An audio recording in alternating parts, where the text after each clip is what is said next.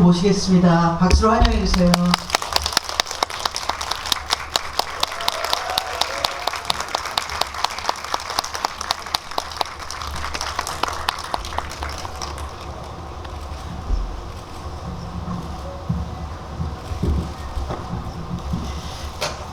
예, 그러면 짧게 자기소개하고 시작할까요? 네, 여러분 안녕하십니까. 영화 해야 할 일을 관람한 배우 이재훈입니다. 만나서 반갑습니다. 네, 안녕하세요. 해야 할 일 감독한 박공준이라고 합니다. 와주셔서 감사합니다. 인사팀장 역할을 했던 김도영입니다. 반갑습니다. 너무 많이 오셔가지고 좀 깜짝 놀랐습니다. 오늘 이 자리는 저 명필님이 또 이재훈 배우님한테 특별히 부탁을 드려서 독립영화를 응원하는 자리에 참여해 주십사 했거든요. 근데 또 너무 바쁘신데 흔쾌히 그런 마음하고 이제 오셔서 이렇게 또 자리가 마련됐습니다. 이재훈 배우님께 정말 감사드리고요. 아닙니다. 이렇게 함께 해주신 여러 관객 여러분들, 팬 여러분들께도 감사드립니다. 여러분들은 또 이 영화를 어떻게 보셨을지 되게 궁금하네요. 모두 거의 여성이시네요.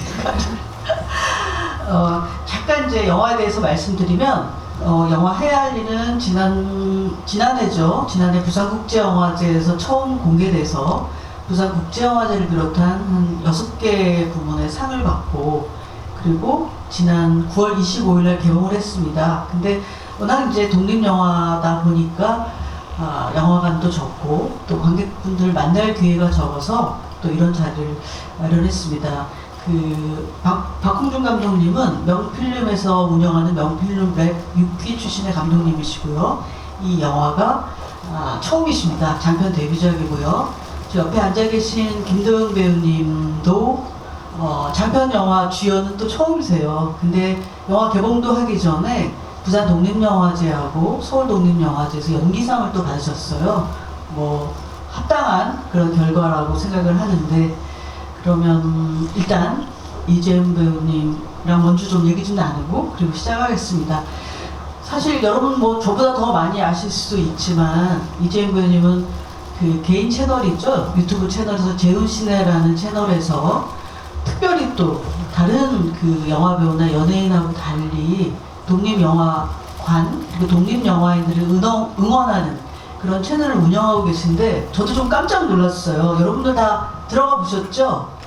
너무나 막 이게 그냥 일반 방송 프로그램이 아닌가 할 정도로 굉장히 많은 공을 들이시고 오래 촬영하시고 아주 세심하게 만져서 이렇게 업로드 하시는 것 같은데, 굳이 그 바쁜 시간에 그런 채널을 운영하시고 또 그런 공간을 응원하시고 영화를 응원하시는 이유? 그걸 직접 좀 듣고 싶습니다. 아무래도 제가 극장에서 영화 보는 거를 너무 좋아하고, 극장에서 보내는 시간이 사실 연기할 때보다 제 작품을 볼 때보다 훨씬 더 행복한 것 같아요. 그런데 가면 갈수록 독립영화 극장이 보통 영화관뿐만 아니라 점점 관객분들이 많이 찾아주시지 않는다라는 것을 체감을 하게 되었고, 그래도 이 소중한 극장이 만약에 사라지게 되면 얼마나 좀 가슴이 아플까라는 경험을 또 제가 하기도 했고, 그래서 이거를 기록으로 남기게 되면 나중에 극장에 있어서 뭐 추억을 하시는 분들께 뭐 자그마한 선물이 되지 않을까 해서 시작을 했다가, 조금 더 발을 나아가서 제가 방문했었던 그런 독립영화 극장들이 사라지지 않았으면 하는 바람으로 유튜브를 시작을 한 것 같아요. 그래서 좀 정성 들여서 그 공간들을 잘 비춰줬으면 좋겠다라는 생각을 했었고, 그래서 좀 디테일하게 하나하나 잘 담아보려고 했는데, 그래도 봐주시는 분들이 어떻게 봐주시는지 또 댓글을 통해서 이렇게 느끼고 있는데, 뭐 여러모로 뭐 어려운 부분들도 있고, 저도 이제 스케줄이 있다 보니까 많은 영상을 남기지 못해서 아쉬운 부분이 있는데, 그래도 제가 영화를 좋아하고 극장에 가는 것을 좋아하는 사람으로서 그렇게 컨텐츠를 남길 수 있어서 너무 기분이 좋고 감사합니다. 그리고 저번에 또 파주에 가서 영필름 아트센터에 가서 또 대표님도 뵙고 해서 너무나 뜻깊은 시간이었어요. 그 공간을 제가 기록으로 남길 수 있어서요. 근데 파주는 조회수가 별로 안 나왔어요. 그래서 여러분들이 좀 구독을 좀 해주시고 가주셨으면 좋겠습니다. 근데 야, 그 제주, 부산, 광주, 뭐 파주, 인천, 서울 정말 지역적으로 너무 넓고 멀잖아요. 근데 야, 이 마음은 알겠지만 굉장히 얼마나 힘드실까 그런 생각이 들어서 혹시 내가 괜히 이 팔을 벌렸나 이런 생각은 안 하세요? 매우 합니다. 네, 매우 하고 근데 뭐 첫 술에 배부를 수도 없고 그렇게 남긴다라는 것 자체에 의의를 두고 시작을 했었던 것 같아요. 그래서 당장 뭐 많은 사람들이 주목을 하지 않더라도 나중에 지나가더라도 한 분 한 분이라도 이 공간을 봐주시고 저기 한번 가보고 싶다 그런 마음이 들고 극장에 찾아주신다면 저는 더할 나위 없이 기쁠 것 같습니다.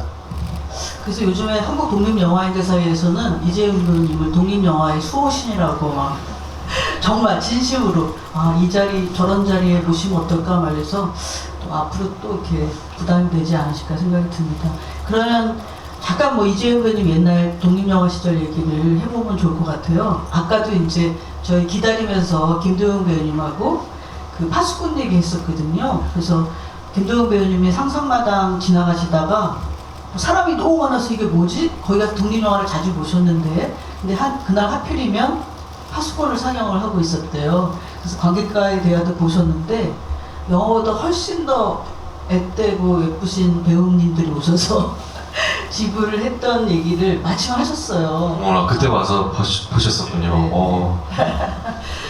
그게 벌써 이제 파수꾼 여러분 아시는 것처럼 2011년도 영화죠. 그것도 영화 아카데미 장편 프로젝트의 일환으로 만든 건데 제작비가 그때 한 5천만 원인가? 그렇게 들었어요. 맞습니다. 근데 너무 놀라운 지금도 계속 회자되는 어떻게 보면 독립영화계에서 가장 중요한 영화 중에 하나고 저도 이제 그걸 극장에서 봤는데 정말 놀랐어요. 그리고 당연히 거기 감독님뿐만 아니라 이재훈 배우, 뭐 박정민 배우 비롯해서 어떻게 저렇게까지 실감나는 연기를 저 열악한 촬영 현장에서 이렇게 이끌어낼 수 있었을까라는 표현해낼 수 있었을까라는 생각을 했는데 잠시 2011년으로 돌아가셔서 파수꾼 하셨던 그리고 파수꾼 하면 이재훈 배우는 아주 영원히 좀 잊지 못할 그런 영화일 것 같아요. 그 영화로 한 제가 기억하다가 세다가 말았는데 한 6개 이상의 뭐 청룡상, 대종상을 비롯해서 많은 신연기상을 받아서 2011년은 신인 배우 이재훈의 해 같은 거라는 생각이 들었거든요. 파수꾼 때 얘기나 좀 소회를 얘기해 주시죠. 그때 당시만 하더라도 사실 촬영을 하기 전에 대본을 읽고 그 결과물에 대해서 막 상상을 할 수 있잖아요. 어떤 영화가 나올지. 근데 그런 영화가 나올 줄은 솔직히 저도 짐작을 하지 못했던 것 같아요. 그냥 단순하게 학교에서 벌어지고 친구들 간의 어떤 사이에서의 어떤 소통의 부재라든지 어떤 오해라든지 이런 것들이 있는 그냥 EBS 청소년 드라마 같은 근데 그렇게 사실적이고 리얼하게 연기를 하고 찍어내는 방식에 있어서 굉장히 집요하게 그 과정이 있다라는 것을 촬영을 하면서 굉장히 그 감독님을 통해서 그 구현하는 그 파수꾼 영화의 그 세계가 저한테 있어서는 경험되어지는 게 굉장히 크게 다가왔었던 것 같아요. 그래서 장편 영화로서 처음부터 끝까지 연기를 하면서 그 경험되어졌었던 순간이 아무래도 지금의 제가 연기를 하는 그 과정에 있어서 굉장히 큰 밑거름이 된 것 같고 동시에 너무나도 감사하게 저도 부산국제영화제 관객으로서 그리고 단편 영화로 이렇게 출품한 적이 있어서 간 적이 있었는데 장편 영화로서 그렇게 초청이 돼서 가서 너무나 감개무량했었고 그 관객분들과 함께 극장에서 그 파수꾼이라는 영화를 처음으로 상영을 했을 때 그 감정을 잊지 못하는 것 같아요.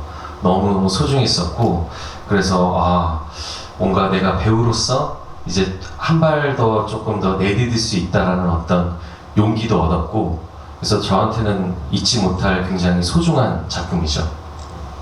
저도 영화 보면서 여학생들 얘기는 많이 봤지만 그렇게 남고생들의 애증과 뭐 그 깊은 감정 이런 것들 느껴서 이거는 남고생판 여고괴담이다 이런 생각을 했거든요. 네, 근데 어쨌든 그 이후로 저도 이재용 배우님하고 팬이 됐고, 또 저희는 건축학 결혼이랑 아이캔 스피크를 같이 했어요. 그래서 이렇게 제가 비비면서 이 상영회도 부탁드릴 수 있었던 것 같고요. 불러주셔서 제가 아닙니다. 감사하죠. 네.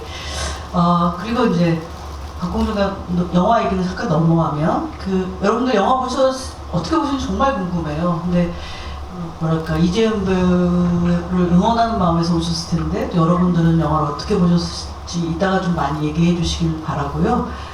감독님 박공준 감독님 지금 뭐 지난 부산국제영화제부터 개봉까지 독립영화는 관객과의 대화를 더 많이 하잖아요. 그러니까 한 지금 30번 넘게 관객과의 대화를 진행을 한 것 같아요. 그래서 매번 또 답하시는 것들이 비슷하시긴 할 것 같은데, 또 여기는 처음 보는 관객분들이니까 이 영화는 박공준 감독의 자기의 경험을 토대로 만든 영화입니다. 그 영화를 공부하기 전에 4년 정도 조선소 인사팀, 여기 나오는 강준희 대리처럼 일을 했던 분인데 이제 때려치고 영화를 만드는 그런 분이 되셨어요. 감독님 그 과정까지 회사를 다녔고, 그 경험을 영화로 시나리오를 오래 썼고 영화를 만들기까지 과정을 좀 얘기해 주시죠. 네, 일단 제가 실제로 이제 한 4년 반 정도 인사팀에서 일을 하면서 겪었던 일을 베이스로 하고 있고요. 제가 2015년에 회사에 들어갔었는데 16년부터 조선업이 되게 전 세계적으로 경기가 안 좋았어요. 그래서 저는 준이랑은 다르게 인사팀에서 쭉 근무했고, 인사팀 막내로서 이제 그런 일들을 지켜보면서 조금 심적으로 조금 많이 힘들었던 것 같아요. 극중에서 준이가 경험하는 것처럼. 그러면서 그때가 근데 마침 제가 부산에서 영화 공부를 조금 하면서 단편 영화 같은 것들을 만들던 그런 시기라 가지고 언젠가 이 경험을 한번 영화로 만들어 볼 수 있으면 좋겠다라고 생각을 했었는데, 그게 이제 2019년에 회사를 때려치고 나와서 이제 연필름 랩을 만나서 같이 개발하고 이렇게 영화를 만들어내기, 이렇게 관객분들과 만나게 되었습니다. 조선업 쪽에서는 인재를 잃었는데 영화계는 엄청난 인재가 들어오셨네요. 네. 과찬이십니다. 예, 그 인사팀장 정기훈 부장 역을 맡으신 김도영 배우님 같은 경우에는 정말 오랫동안 연극 무대에 서셨었고요. 영화 연기를 하신 지 몇 년 안 되셨다고 하더라고요. 근데 이제 이번에 뭐랄까 이 영화가 이렇게 완전한 빌런, 악역은 없지만 가장 집요하고 치열하게 그 사측의 입장을 대변하는 그 역할을 성실하게 하는 정기훈 부장을 맡으셔서 너무나 잘했고, 사람들이 이건 연기인지 진짜인지 이런 얘기 많이 하셨는데, 사실 회사 생활을 한 번도 하신 적이 없다고 합니다. 그리고 또 이 영화로 뭐랄까 강준희 대리님 역할한 장승범 배우님도 연기상을 수상했지만, 또 김도영 배우님 개봉 전에 그 중요한 영화제에서도 상을 받으셨는데, 이렇게 연기하고 또 상 받고 또 이렇게 관객하고 만나고 또 이재용 배우님 팬들하고도 만나는 이런 자리에 계신 김도영 배우님, 소감과 소회를 얘기해 주시죠. 예, 저 50이 들어서 이제 상을 받아서 기분이 너무 좋았고요. 그리고 난 다음에 이 잔치가 시작됐는데 여러 GV를 다니면서 좋은 말도 많이 듣고, 이 잔치가 언젠가는 끝날 걸 알면서도 계속 마음이 적적해지고, 오늘이 저의 GV 잔치 마지막 날이거든요. 이재원 배우님 덕분에 이 팬들을 모시고 끊임없는 셔터 소리에 가슴이 계속 뛰고 있습니다. 제 잔치의 마지막이 너무 즐겁네요. 선배님 좀 많이 찍어주세요. 아닙니다. 감사합니다. 그럼 이쯤 되면 그 이재현 배우님 영화 보신 소감 되게 궁금해요. 워낙 제가 그 영화를 정말 많이 보시는 분이거든요. 다양한 영화를 장르 가리지 않고 굉장히 또 관객하고 만나기 어려운 영화들도 많이 보시는 걸로 알고 있는데 해할 일을 이재현 배우님 보신 소감 궁금합니다.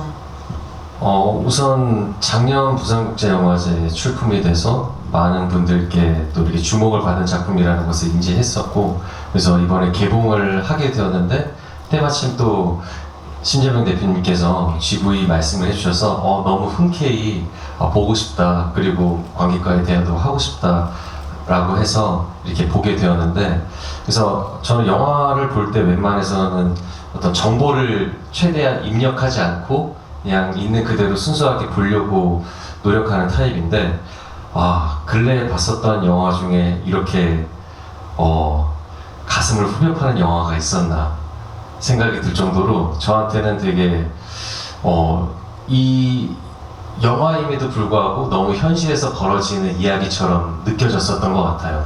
그러면서 예전에 아버지가 회사 다니셨을 때에 대한 생각도 나고, 현재는 제가 또 회사를 운영을 하면서 구성원들과 함께 이 회사를 이끄는 입장이다 보니까 그런 부분에 있어서의 어떤 양가적인 입장도 좀 많이 났었던 것 같고, 재밌는 건 이 영화에서는 보통 회사와 사측과 그리고 노측의 그런 이야기들을 할 때 보통 회사를 가비고 회사원들을 을이라는 형태로서 이야기가 전개되면서 뭔가 나쁜 사람과 좋은 사람이 뭔가 대결을 하는 그런 구도의 이야기들을 볼 수가 있었고, 혹은 을과 을이죠. 회사원들끼리의 어떤 뭔가 버티고 나아가려는 그런 모습에 서로 시기하고 질투하고 그런 정치질을 하는 그런 드라마나 영화들을 봤었는데, 이번 작품은 저한테 있어서는 그런 것들을 떠나서 너무나 이 현실을 그냥 직면한다라는 기분이 많이 들었었던 것 같아요. 그래서 내가 저 상황과 위치라면 어떤 생각과 판단으로 이야기를 할 수 있었을까. 근데 그 과정이 너무 진짜 리얼하게 다 다가오니까 회사 생활을 해보지도 않았음에도 불구하고 그 강 대리님의 입장이 너무나 이해되면서, 또 들어와서 처음에 만났던 이 차장님, 배우님도 제가 처음 뵈서 그런지 저게 진짜인가 연기인가 착각이 들 정도로 너무 이렇게 연기들을 다 너무 잘 해주시니까, 그래서 이 이야기 자체에 확 몰입해서 볼 수 있었던 것 같아요. 그리고 인사팀의 이제 정 팀장님 맡아주신 김도영 선배님도 제가 뵀었던 것 같은데 여기서 그래도 굉장히 중요한 비중으로 계속 나오시는데, 어느 순간에는 진짜로 회사에서 담당하시는 인사팀장님과 차장님과 구성원들이 그냥 강대리라는 주인공을 배우를 데리고 와서 실제 리얼한 상황에 두고 진짜 대본을 주고 이렇게 뭔가 상황을 연출한 게 아닌가 할 정도로 다들 너무나 리얼하게 보여주신 것 같아요. 그런 부분에서 제가 켄 로치 감독님을 굉장히 좋아하는데, 최근에 보여주시는 작품들에서의 그런 사회적인 어떤 현상, 그리고 사람들의 이야기들을 정말 리얼하게도 보여주는 부분이 있는데, 그 켄 로치 감독님의 작품이 또 생각이 나면서 배우분들의 그런 리얼한 모습에 진짜 내가 그 상황이라면 어떻게 견딜 수 있을까에 대한 어떤 또 딜레마라고 해야 되나요? 처음에 시작했을 때 자재팀이죠. 자재팀에서 이제 인사팀으로 발령을 받은 거잖아요, 강 대리님이. 그런데 나중에 구조조정이라는 상황이 생겨서 나를 모셨던 상사, 함께한 동료의 밥줄을 내가 결정을 해야 되는 그런 상황이 너무나 잔인하면서도 무섭고, 근데 인사팀이 그것을 해야 되는 업무를 가진 부서인 거잖아요. 그것을 해야 되는 게 해야 할 일이고 그런 것들이 너무 되게 복잡한 신경이 많이 들었던 것 같아요. 그래서 이거 회사 다니시는 분들은 얼마나 더 많이 공감을 하시면서 볼까에 대한 생각도 들었고 그래서 저는 너무너무 좋았습니다. 제 말이 좀 길었죠? 아닙니다. 감사합니다. 아까 회사도 운영하신다고 얘기를 하셨는데 뭐 제작이면 제작, 연출이면 연출 막 욕심이 너무 많으세요. 그래서 조만간 이제 장편 영화 감독 크레딧에 이재훈 감독 이걸 볼 날도 얼마 남지 않은 것 같은데 그런 입장에서 박홍준 감독한테 궁금한 점, 뭐 묻고 싶은 점 그리고 또 연기자로서 또 김도현 배우님한테 궁금하신 점 얘기해 주시면 좋겠습니다. 그래서 영화를 보고 나서 이제 검색을 한 것 같아요. 이것은 이 이야기는 절대로 경험을 하지 않고서는 나올 수 없는 이야기다. 근데 앞서서 말씀하신 대로 진짜 회사 생활을 하셨고 그리고 인사팀에 계신 어떤 경험을 가지고 이렇게 만드신 게 더 확실히 그 경험되어진 부분에 있어서 영화를 만드셔서 그런지 더 와닿은 부분이 있었고 그런데 경험되어졌기 때문에 이것을 정말 보시는 분들한테 온전하게 정말 사실적으로 접근을 한 연출법이 더 저는 와닿은 부분도 있었던 것 같아요.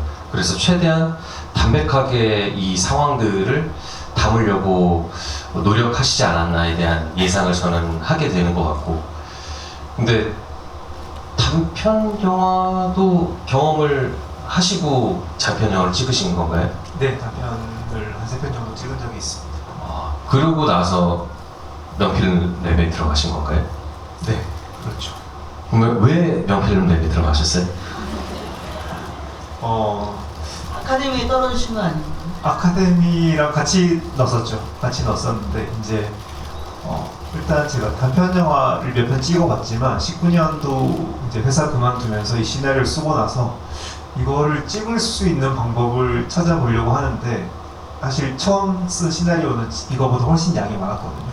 길이도 훨씬 길고 나오는 인물도 훨씬 많고 그래서 그리고 아무래도 이게 배경이 조선 속이니까 로케이션이나 뭐 기타 제작적인 것들이 쉽지 않겠는 거예요. 혼자 해보려고 하기에. 그래서 이거를 만들 수 있는 곳이 어디가 있을까라고 생각을 해보다가 이제 그때 찾았던 곳이 명필룸랩이었던 거죠. 제가 그래서 회사를 그만두면서 그때 이제 계획이 3가지가 있었는데 첫 번째가 명필룸랩 가기, 두 번째가 안 되면 한국영화 아카데미 가기, 세 번째가 안 되면 영화 스텝으로 어디든 간다 였는데 굉장히 운이 좋게도 첫 번째가 돼버려서 이제 다행히 좋은 제작자분들을 만났고 그래서 조금 덕분에 잘 영화를 만들 수 있었습니다.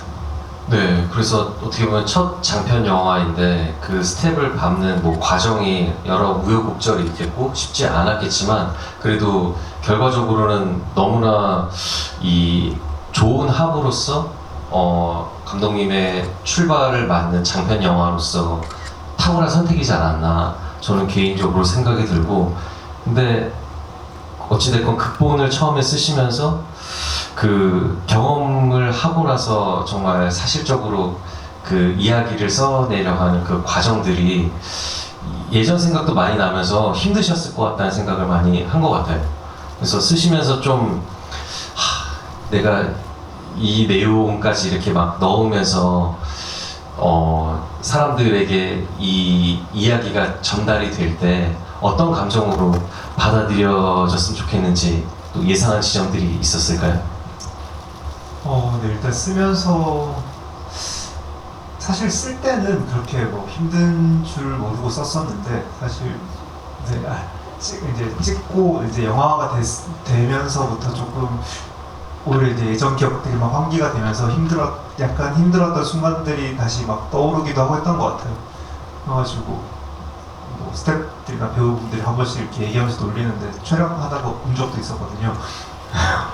지금 그래서 한 번씩 그때 기억들이 되살아나긴 하는데 그냥 제가 이걸 쓰고 찍고 관객분들한테 보여드리면서 같이 뭐 느끼셨으면 좋겠다라고 생각하는 게 있다면 그냥 어떤 감정을 느껴주십사보다는 이런 상황이 지금 우리 앞에 펼쳐져 있고 이것이 사실 지금 우리 사회의 어느 곳곳에서든 일어나는 문제이니까 이것에 대해서 다 같이 한번 고민을 해보자 정도의 느낌이었던 것 같아요.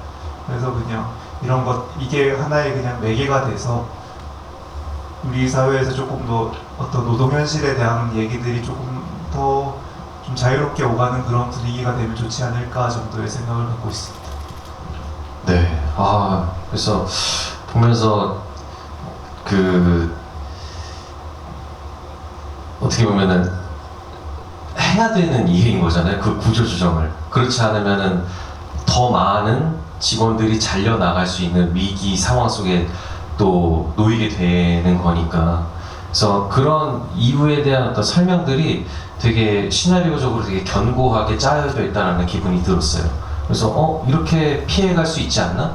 에 대한 생각을 또 논리적으로 하게 되는데 그 상황 자체를 너무나 사실적으로 이렇게 보여주다 보니까 계속 고개를 끄덕이면서 내가 저 상황에 놓이게 되면은 그리고 가면 갈수록 이제 강대리 또 입장이 되니까 그 회사 생활에서 힘들고 그 애로사항이 있는 것을 또 집에 또 가져가서 이어지게 되면서 또 아내와의 약간의 또 이제 갈등도 생기고 그렇게 미치는 영향들이 또 너무나 잘 표현이 돼서 그래서 많은 공감을 하면서 그러면서 계속 가슴 아파하면서 좀 본 부분도 있는 것 같아요.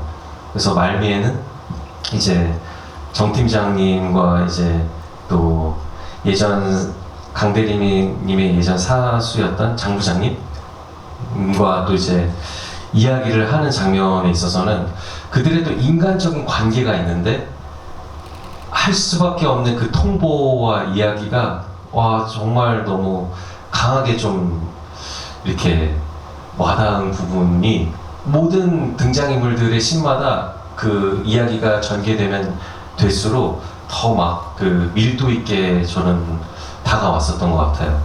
그래서 김도영 선배님이 연기해 주신 이제 인사팀장님께서 어떻게 보다 보니까 이제 또 거기 사측을 또 대변을 해서 실행에 옮겨야 되는 사람인데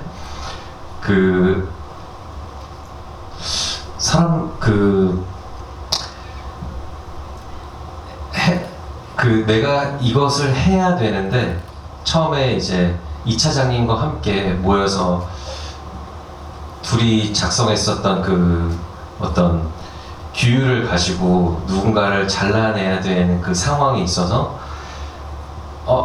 내가 그냥 시키는 대로 해가 아니라 강대리님과 이야기하는데 의사를 물어보고 그리고 그 설득하는 부분에 있어서 저게 극본대로 그 대사대로 연기를 하신 건가 할 정도로 너무 그게 리얼하게 해주시는 거예요. 그래서 그 부분이 저는 또 개인적으로 궁금한 지점이었어요. 일단 대본대로 했고요. 예. 그러니까 말을 하다가 끊고 그런 부분들이 있거든요. 맺지 못하고 어쩔 수 없이 그냥 이렇게 하면서 계속 이어나가야 되는 그런 장면들이 있는데 그런 거는 제가 집어넣었죠.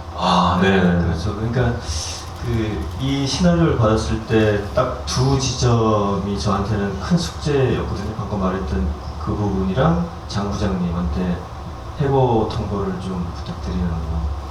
그 두 부분이었는데 일단 그 두 부분은 밤새도록 계속 대사를 섞어가면서 외웠던 것 같아요. 그러니까 뭐 1, 2, 3번 뭐 16줄이 있다면 뭐 15번부터 2번으로 갔다가 3번으로 갔다가 뭐 이렇게 계속 섞어가면서 어떤 상황에서든 내가 그 마음이 계속 들어올 수 있도록 이렇게 외워서 대사를 했는데 그랬습니다. 네. 그래서 세 분이서 이렇게 모여서 이야기를 하는데 나도 이렇게 자르는 상황이 너무 싫고 괴로운데 그래서 누구? 또 이렇게 물어보잖아요. 둘 중에 누구를 선택을 해야 되냐? 그러니까 와 정말 그 이사팀장의 입장에서 벌어지는 그 상황들에 대한 표현이 예, 정말로 회사에서 계신 분들이 그런 결정을 내릴 때 그런 감정이 저는 너무나 느껴져서 정말 또 연기하시기도 굉장히 어려우셨겠다. 근데 이것도 역시 회사 생활을 하지 않으면은 경험이 되어져서 그 연기할 수 없는 것이다 라고 생각을 했는데 전혀 안 하셨다고 하니까 놀랐습니다. 그렇죠. 회사 생활 안 해요. 감독님이 많이 알려줬습니다. 네네. 아 맞아요. 제 아내가 네. 20년 저기 나오면 이제 그 송교현 대리처럼 전절 출신에 네네. 20년 정도 회사 생활을 했는데 그 한 10년은 인사팀에 관련된 일을 했었어요.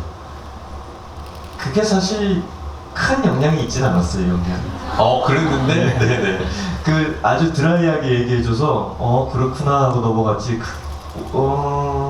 그 너튜브를 참고를 많이 했던 것 같아요. 그 회사 생활 하시는 그 너튜브에 회사 생활하는 걸 자주 보고 이런 느낌이구나. 네네.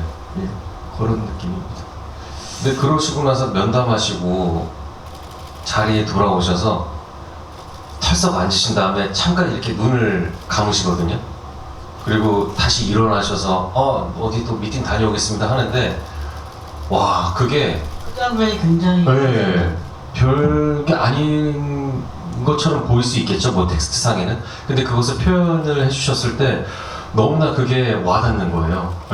그리고 그런 칼자루를 쥔 사람임에도 불구하고 잔인한데도 보듬어주고 싶고 너무 안쓰럽다라는 생각이 많이 들었고, 그래서 자세히 보면은 좀 이렇게 말라가신다는 느낌도 들었던 것 같아요. 여기가 좀 이렇게 움푹 패이셔가지고 너무 많이 몰입을 하셨다라는 또 기분도 많이 들었던 것 같아요. 예, 저도 영화를 처음 시사를 가졌을 때 저렇게 말라갔었구나 하면서 봤고요. 감독님이 많이 괴롭히셨나요? 아니 그렇진 않고 정말 짧은 시간에 찍었기 때문에 사실 실질적으로 말라간 건 아니었던 것 같고, 그 김미정 실장님이라고 저기 헤어하고 메이크업 담당해 주신 분이 네.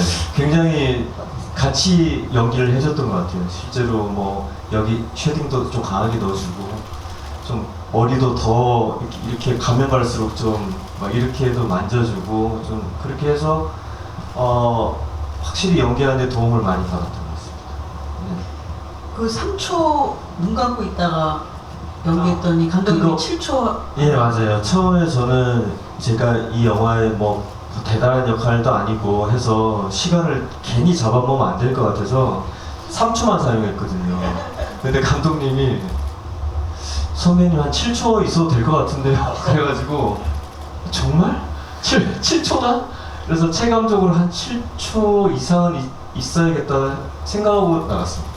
예, 그게 뭔가 감독이 더 그런 장면이 더 나을 것 같다고 얘기를 해줘서 가질 수 있었던 용기였죠. 네. 진짜. 그리고 나가시면서 머리도 이렇게 2번 쓰시거든요. 그러니까 진짜로 약간 너무 힘들고 피곤한 그 직장인의 모습을 그 한 컷으로 그냥 다 표현이 되었다라고 느낄 정도로 너무 강렬한 장면이었어요, 저에게는. 거기서 배부장이 어떤 면에서는 참 대단한 사람이다라는 얘기를 하는데 그 대사를 완벽하게 이해할 수 있게 김도영 배우님이 해주신 것 같아요. 세 분 말씀하시는 거 듣다가 갑자기 생각나는데, 저희 옛날에 함께 만든 그 I Can Speak라는 영화에서 이재현 배우님이 구청에 말단 직원으로 뺀질거리고 까칠한, 기억나시죠 여러분? 근데 저는 배우가 물론 요새는 뭐 히어로도 하시고 뭐 수사반장이며 막 한타지며 하시는데, 그 가장 이렇게 뭐랄까 현실적인 인물, 리얼한 연기를 해야 되는, 그렇지만 배우 입장에서는 한 번도 경험해 보지 못한 그런 현실 속의 인물, 직업 이런 거 연기할 때 굉장히 어려울 것 같은데, 그때 구청 직원은 어떻게 하셨어요? 저 아까 유튜브를 많이 보셨다 그랬는데 이재현 배우님한테 그게 갑자기 궁금한데요. 그러게요. 그런 부분에 있어서의 어떤 캐릭터적인 다른 뭐 그 비슷한 직업군을 가진 분들한테 뭐 이야기를 따로 듣거나 뭐 공부하거나 탐구하지는 않았던 것 같아요. 근데 어찌됐건 구청 직원으로서의 해야 할 일이 분명히 있기 때문에 그것을 FM대로 해야 되는 게 내 임무이다 라는 것을 중요하게 생각하면서 그러면서 남은희 선생님과 만나게 되었던 거죠. 그 박근우 감독님하고 또 김도영 배우님도 이 자리 마련해 주신 이재훈 배우님한테 궁금하신 점 있을 것 같아요. 오늘 다 태어나서 처음 만나셨다고 그러거든요. 그래서 어떠세요? 갑자기 제가 물어봐서 당황하셨나요? 그 언프레임드는 어떻게 준비하게 되셨나요? 언프레임드요. 배우들이 이제 연기를 하다가 보면은 감독으로서의 어떤 위치, 내가 감독하면은 이렇게 더 잘할 수 있을 것 같은데에 대한 어떤 포부를 갖거나 상상을 많이 하게 되거든요. 그것을 실현을 하게 되었을 때에 대한 그 과정, 그리고 결과물을 한번 보는 프로젝트를 만들면 어떨까 생각을 했던 것 같아요. 그런데 장편으로서는 굉장히 그것이 부담이 될 수 있으니 단편 영화로 그 옴니버스는 아니고 각자 독립된 이야기지만 그렇게 묶어서 보여주면은 되게 만드는 사람들 입장에서도 그리고 보는 관객분들도 되게 궁금한 프로젝트가 될 수 있겠다 해서 시작을 하게 된 것 같아요. 그래서 기획하고 제작을 하게 되는데 이제 4명의 배우가 각본과 감독을 한다에 대한 출발점으로 시작을 했는데 솔직히 제가 각본 감독을 하고 싶지는 않았던 것 같아요.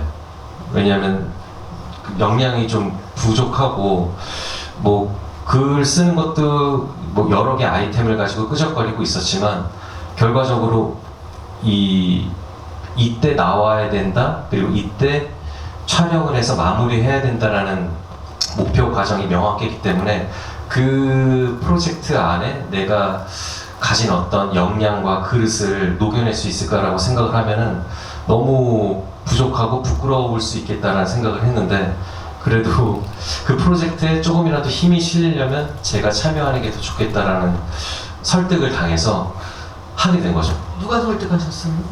같이 하드컷을 운영하는 이제 감독님과 이제 대표님께서 설득을 하셔서 해서 하기 싫지만 알겠습니다 해서 하게 된 것 같아요. 그래서 그 과정이 너무 녹록지 않았고 도망가고 싶었고 피하고 싶은 순간 중에 떠올리게 되는 5손가락 중에 하나인 것 같아요.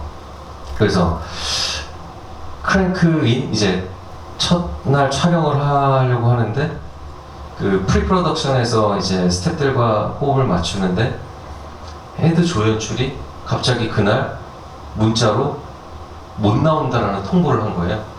그래서 와 큰일 났다.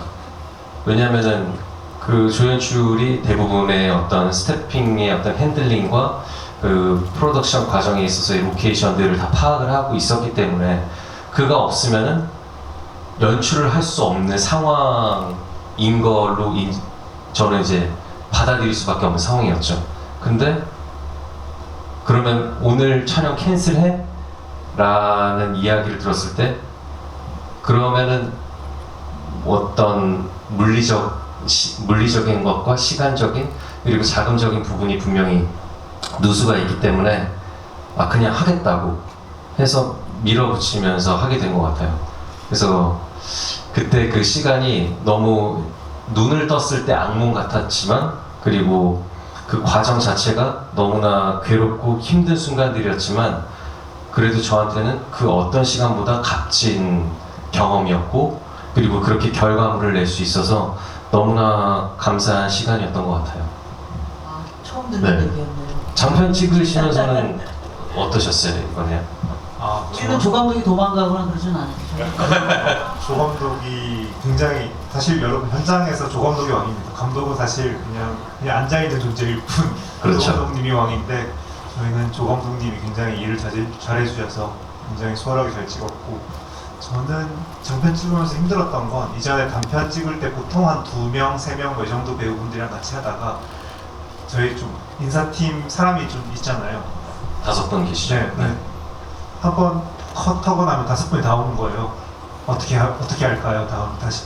그때마다 이제 너무 당황스러워가지고 머리를 맨날 쥐어뜯고 그랬었는데 선배님들이 머리 좀 제발 좀 그만 쥐어뜯더라고. 보면 우리가 부담하다고 그랬던 경험이 기억이 납니다. 김도영 배우님은 또 뭐 이재훈 배우는 하고 싶으신 거? 예, 저 하고 싶은 얘기가 있죠. 이재원 배우님은 영화를 이제 독립영화 씬도 많이 보고 하신다는데 요즘 눈에 들어오는 배우가 있다라는 분이 있으실까요? 있다면 왜일까요? 그런 측면에 있어서 이 작품이 저한테 있어서 배우들에게 뭔가 스며드는 게 좀 강렬하게 왔었던 것 같아요. 처음 뵙는 분들이 대부분이시다 보니까 그래서 많이 받고 인지를 했었던 배우분들이라면 내가 이만큼 이 작품에 더 온전하게 집중하면서 볼 수 있었을까 하는 생각도 반문하면서, 근데 기본적으로 배우분들이 그 연기를 하는 어떤 태도나 자세에 있어서 너무나 정말 본 내추럴이라고 해야 되나요? 정말 그 사람 그 대본에서 정말 실제하는 존재로서 다들 연기를 해주시니까 그래서 저한테는 다 눈에 와 닿으신 분들이 많은 것 같아요. 뭐 강대리님을 비롯해서 정말 뭐 사수인 이 차장님은 진짜로 내가 인사팀에 오면은 저런 사람이 있을 것 같아 라고 할 정도로 너무 이렇게 연기를 리얼하게 잘해주셨고, 그리고 김도영 선배님을 또 이번 작품을 통해서 저한테는 되게 뇌리에 굉장히 남는 배우다. 앞으로 저 선배님과 같이 작업을 하게 되면은 되게 재미있는 것들이 많겠다에 대한 상상을 영화 크레딧 올라가면서 많이 했었던 것 같아요. 이 답을 기다리셨던 것 같은데 김도영 배우님. 여기서 박수 한번 쳐주실래요? 같이. 네. 쑥스럽네요.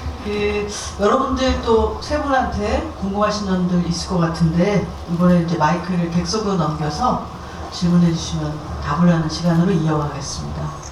여기 맨 처음에 손 드신 것 같은데 분홍 티셔츠 옷 입으신 분이죠?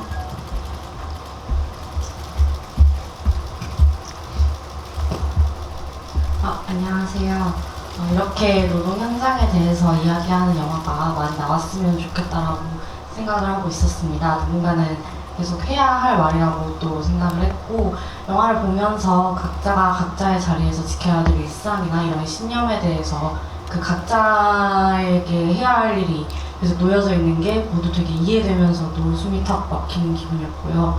그 초반에 준이가 집에서 입는 옷이 달라지는데 가장 편해야 할 집에서 뭔가 죄수복이 연상되는 옷을 입고 그 창살에 아파트 안전바가 무슨 쇠창살? 감옥처럼 보이는 연출이 되게 인상 깊게 나왔는데 연출을 의도하고 하신 건지 궁금하고요. 그리고 족쇄랑 넥타이라는 게 처음에 약간 메타포처럼 등장을 하고 상황 자체가 굉장히 답답하게 흘러가는데 그 캐릭터 설정도 주변 가까운 사람들이 말하기로는 답답한 인물이라고 설정을 하셨잖아요. 그게 왜 그렇게 캐릭터 설정을 하셨는지, 그리고 본인의 경험이 들어가 있다고 하셨는데 혹시 감독님의 성격이 반영된 건지 궁금합니다. 몰입해서 보셨나봐요. 그걸 죄수복이라고 생각을 못했는데 네. 빠삐용 생각하셨나보다. 네. 일단 제 아내가 강준이 볼 때마다 화가 치밀어 오른다고 하거든요. 너무 너 같아서 화가 치밀어 오른다고 하는데 제가 좀 반영되어 있는 건 맞고요. 좀 답답한 사람입니다. 답답한 사람이고요. 아내분은 이 영화에서 스크립을 맡으셨어요. 네. 그랬었었고요. 그 죄수복 같은 그런 설정은 약간 해몽을 잘해주셔서 감사하고요. 근데 일단 집 자체도 조금 편해질 수 없는 공간으로 생각했던 건 맞아요.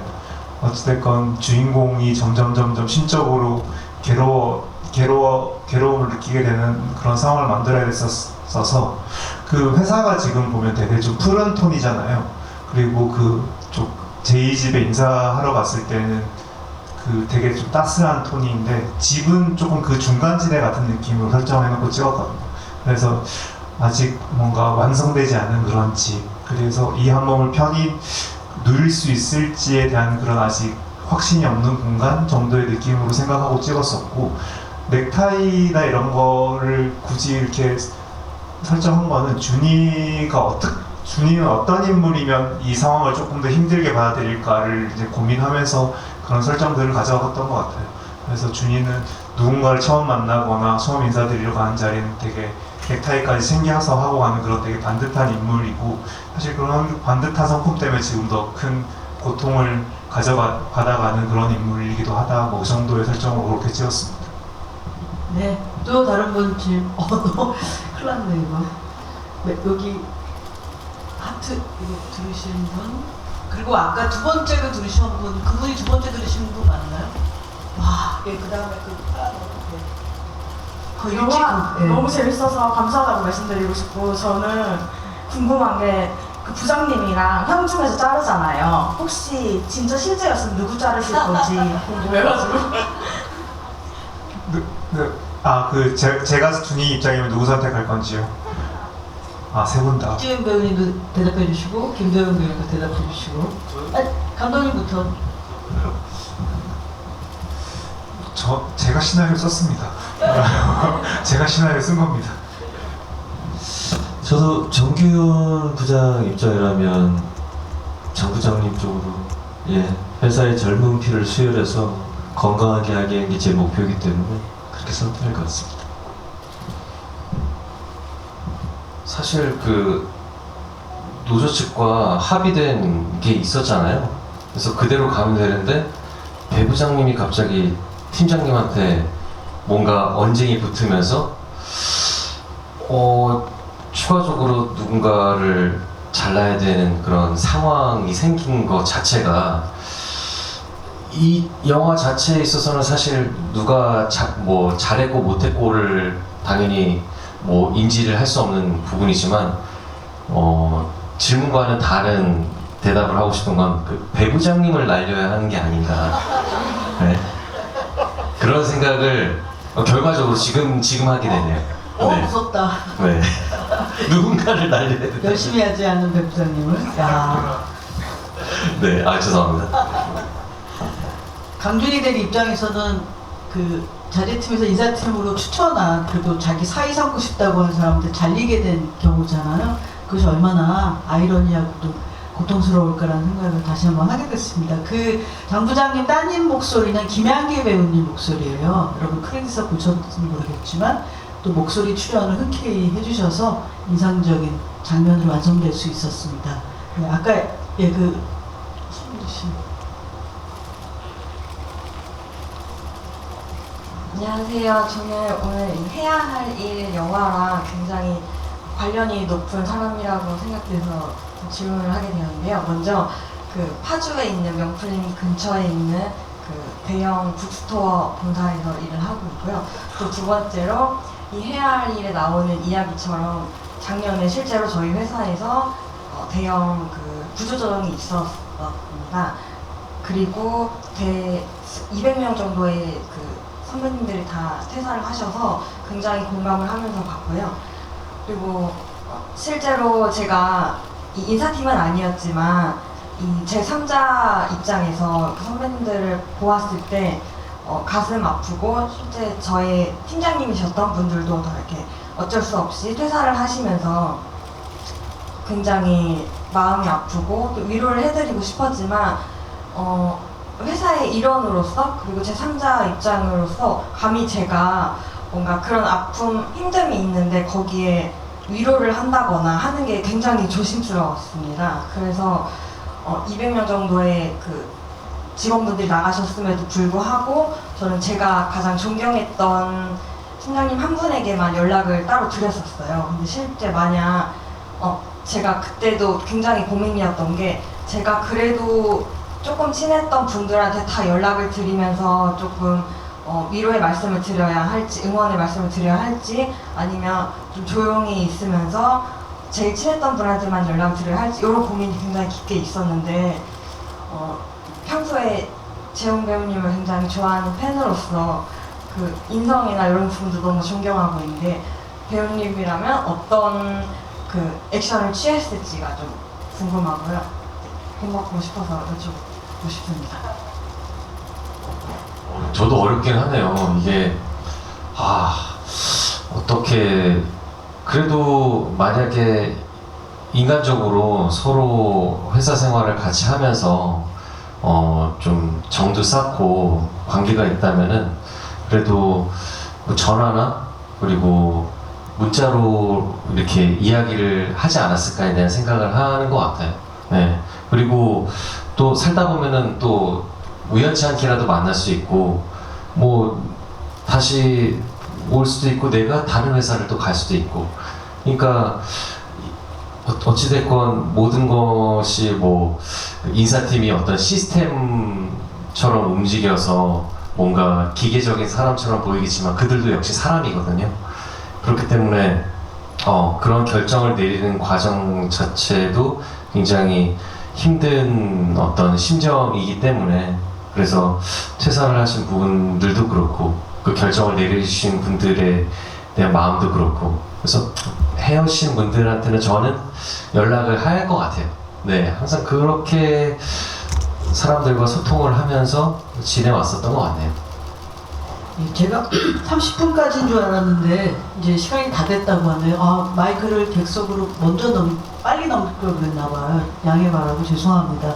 좋은 질문들 많으신데 그럼 끝으로 저는 그때 그 이재현 배우님하고 이런 자리를 마련했기 때문에 또 헤알릴이라는 영화를 모르셨던 분, 또 이 영화의 존재를 잘 모르셨던 분이 이렇게 영화를 확인하시고 보실 수 있어서 너무 뜻깊고 감사한 마음이고요.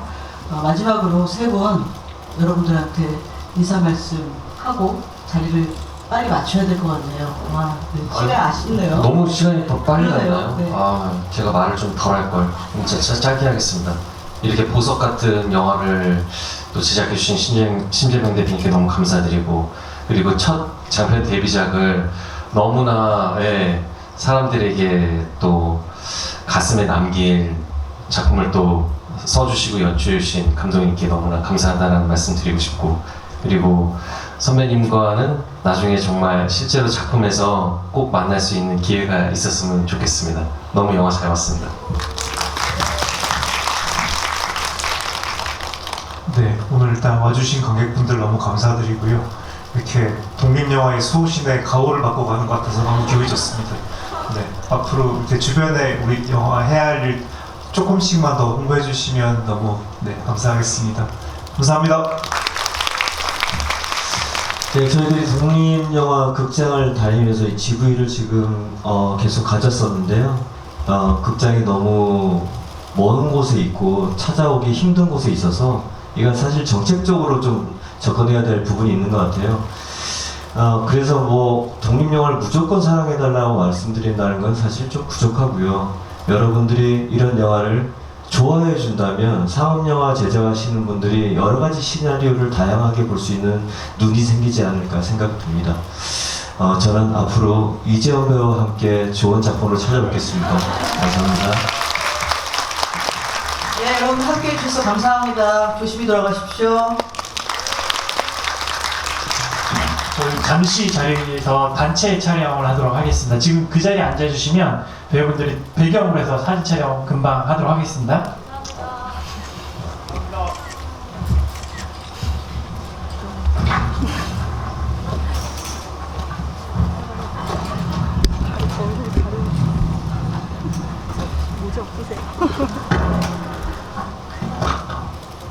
바닥에 안